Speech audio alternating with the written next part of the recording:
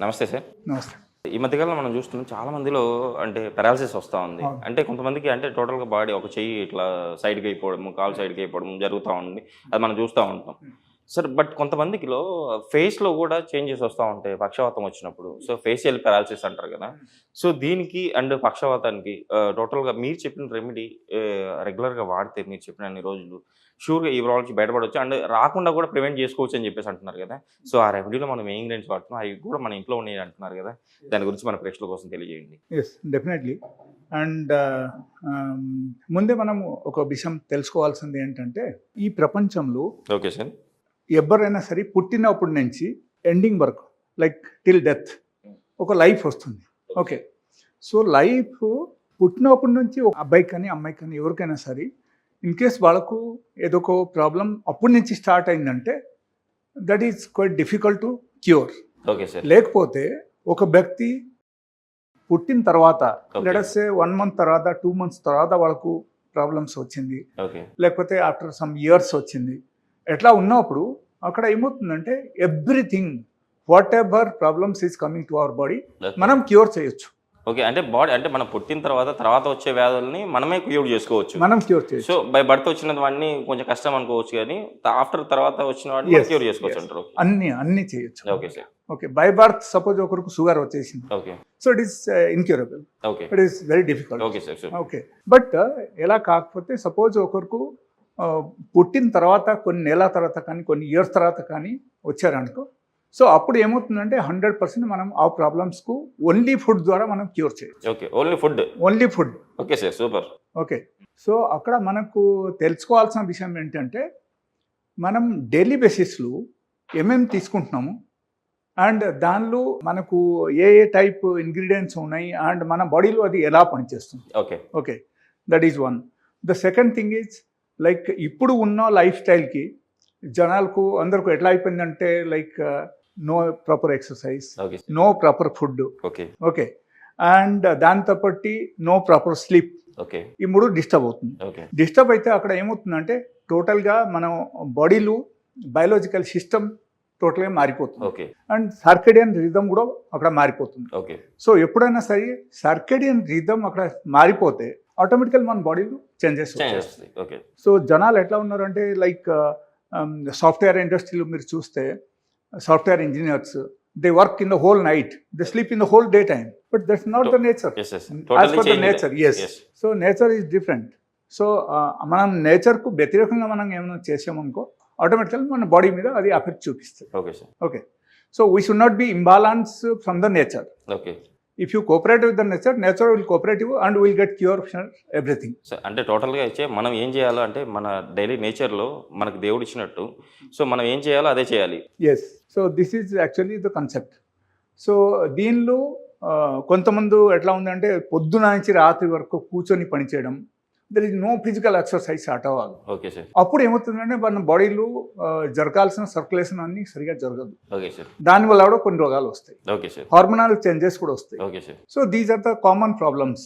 దానిలో ఏంటంటే ఎప్పుడైనా సరే మన బాడీకి వ్యతిరేకంగా మనం పని చేసామనుకో it affects on whole nervous system in the body. Okay sir. Okay.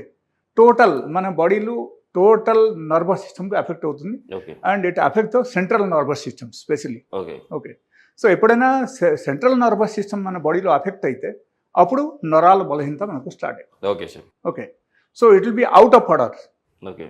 అప్పుడు ఏమవుతుందంటే లైక్ కొంతమందికి పారాలిసిస్ రావడం, బీపీ పెరిగిపోవడం, లేకపోతే వాళ్ళకు డిఫరెంట్ టైప్స్ ఆఫ్ ప్రాబ్లమ్స్, ఇంకా ఎప్పటికైనా సరే కొంతమందికి లైక్ డిప్రెషన్ రావడం, ఓకే. ఓకే, సైకలాజికల్ ప్రాబ్లమ్స్ రావడం, ప్రాబ్లమ్స్. ఇది అన్నీ వచ్చేస్తాయి. ఓకే. సో దీన్ని మనం చూడాల్సింది ఏంటంటే మనం ఏ టైప్ ఆహారం తీసుకుంటాం అండ్ ఎక్సర్సైజ్ ఉందా లేదా, తర్వాత మనకు గుడ్ స్లీప్ ఉందా లేదా, ఓకే సార్. ఇది మనం సరిగా చేస్తే ఆటోమేటికల్లీ మనం బయటపడతాం.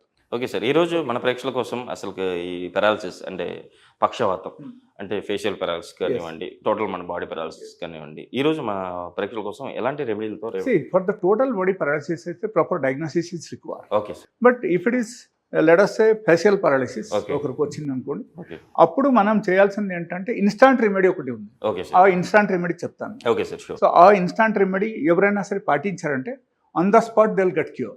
On the spot. On the spot. Okay sir, super. So అది మనం చేసి చూద్దాము Yes. ఈరోజు.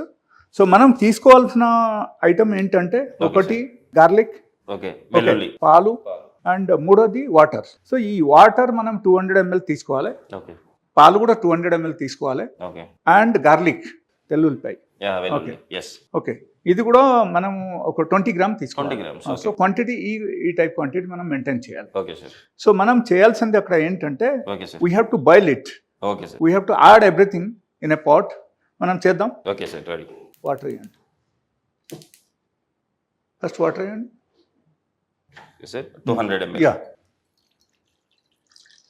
సో ఇది జస్ట్ నేను చెప్పిన క్వాంటిటీ వాళ్ళందరూ మెయింటైన్ చేయాలి. Okay okay, I'm just showing you how to prepare it. Yes, okay sir. So 200 ml milk and 200 ml water మనం వాటర్, ఎస్, మిక్స్ చేసాం. మిక్స్ చేసాము. ఓకే సార్, తర్వాత again what we have to do, we have to actually grind this.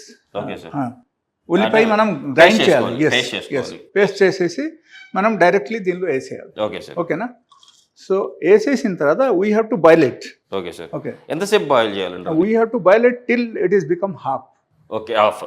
ఎప్పటి వరకు 200 half ml 200 ml 400 ml అవుతుంది. ఈ 400 ml మళ్ళీ 200 200 ml వచ్చేంత ml వరకు వచ్చేంత వరకు మనం boil చేయాలి. ఎస్, ఓకే, బాయిల్ చేసిన తర్వాత we have to filter it. Okay, okay, filter చేశాక ఆ పారాలిసిస్ ఎవరికైనా సరే ఆ ఫేషియల్ పారాలిసిస్ వచ్చింది అంటే ముక్కు మనకు ముక్కు కానీ మనకు మూతి one side yes, one of the side. Face is become bend. So ఎట్లా ఉన్నప్పుడు ఇది మనం ఏం చేయాలంటే ఎవ్రీ 1 hour వాళ్ళకు అట్లీస్ట్ హాఫ్ తగ్గిపోయాలి. ఓకే. ఇప్పుడు 200 ml ఉంది సార్. 200 ml నుంచి 100 ml అయిందా, ఎస్, అక్కడి నుంచి మనం ఏం చేయాలంటే 50 ml తగ్గిపోయాలి. ఓకే, ఎవ్రీ 1 hour ఓకే, మనము ఒక 50% దాని నుంచి తగ్గిపోయాలి. ఓకే. టోటల్ అయిపోయేంత వరకు మనం ప్రిపేర్ చేసుకుంది. ఎస్, అగైన్ ఇది అయిపోయిందంటే మళ్ళీ తర్వాత again we have to prepare it. Okay. So ఇలా ఒక్కో రోజు మాత్రమే, ఒక్క రోజులో ఫేషియల్ పారాలిసిస్ పూర్తిగా పోతుంది. కంప్లీట్గా తగ్గిపోతుంది. Okay sir, super. But in case suppose మీరు ఇమీడియట్ ఇయ్యలేదు, ఓకే, చాలా లేట్ అయిపోయింది, okay, it is become 1 day, suppose ఈ రోజు వచ్చింది మనం రేపు ఇది చేస్తే అది పనికిరాదు. Okay sir, it is instant remedy. Okay, so అప్పటికప్పుడు మీరు చేశారంటే సో ఈ ఫేషియల్ పారాలిసిస్ నుంచి వాళ్ళు బయటపడగలుగుతారు. Okay sir. సో ఈ దీనిలో అక్కడ క్వశ్చన్ ఏమొస్తుందంటే ఎవరికైనా సరే క్వశ్చన్ రావచ్చు, ఇది ఎలా పనిచేస్తుంది మన బాడీలో. ఓకే, ఓకే, సో మనకు దీనిలో ఉన్న మెడిసినల్ ప్రాపర్టీ ఓకే సార్. మన బాడీలో ఏం చేస్తాయంటే ఇక్కడ ఈ నర్వ్స్ అన్ని కంపాక్ట్ అయిపోతుంది ఓకే, సైడ్లో. That is a nerve that is called 7th cranial nerve.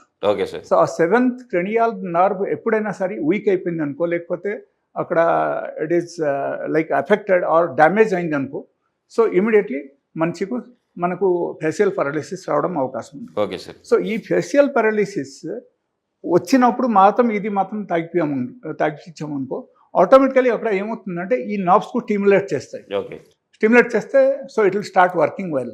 Okay sir. Okay, ఆ తర్వాత ఆ నర్వ్స్లో అన్ని సర్క్యులేషన్ బాగానే జరుగుతుంది అండ్ వాళ్ళకు ఆటోమేటికలీ ఆ నర్వ్స్ కూడా మంచిగా అయిపోతుంది. Okay sir. ఆ తర్వాత వాళ్ళకు అటాక్ పారాలిసిస్ అటాక్ కూడా తగ్గిపోతుంది. Okay sir.